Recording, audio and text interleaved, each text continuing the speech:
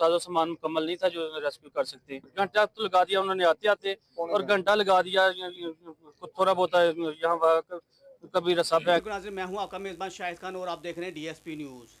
जनाब, इस वक्त मैं आपसे इंतहाई अफसोसनाक खबर शेयर करने जा रहा हूँ जिसमें एक ही ख़ानदान के 16 अफराद शहीद हो गए। ये मामला क्या है, किस तरह एक ही घर के ख़ानदान शहीद हुए जो नारान कागान सैर करने के लिए गए थे, जो दरिया सवात की नज़र हो गए। कहा जाता है कि एक ही ख़ानदान के अफराद कहते एक टीले पर जाके नाश्ता कर रहे थे और एकदम दरिया सवात का जो पानी का रेला है जो एकदम आया और उनको बहा के ले गया, जिसमें से कुछ लोग बच गए हैं, कुछ लोग बह गए हैं, कुछ लोग उसमें पानी में बह के शहीद हो गए हैं जिनको तलाश किया जा रहा है। से गए तब पानी नहीं था। वो ठेले के ऊपर खड़े थे, पानी सेल्फी ले रहे थे। अचानक से इधर से बांध एक टूटा है।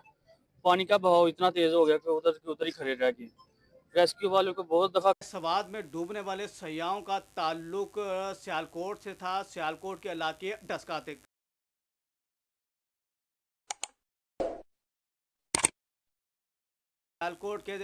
सियालकोट की तहसील डस्का से था, जिनमें 16 अफराद शामिल हैं। ख़ानदान के सरबराह अब्दुल रहमान साहब से जब हमारी बात हुई तो उन्होंने बताया कि ये ख़ानदान मेरा है और ये सब नारान कागान सैर व तफरीह के लिए गए हुए थे, जो एक सेल्फ़ी बनाने के चक्कर में वहाँ पे कुछ डिले हो गया और एकदम वहाँ पे सैलाबी रैला आया और वो बह गए।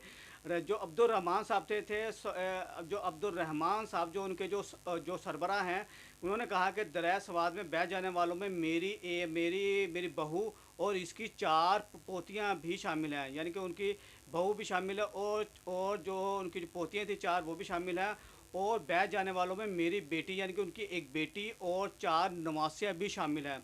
सरबरा अब्दुल रहमान का कहना है कि मेरी एक बेटी, दामाद और 4 नवासियाँ शामिल हैं।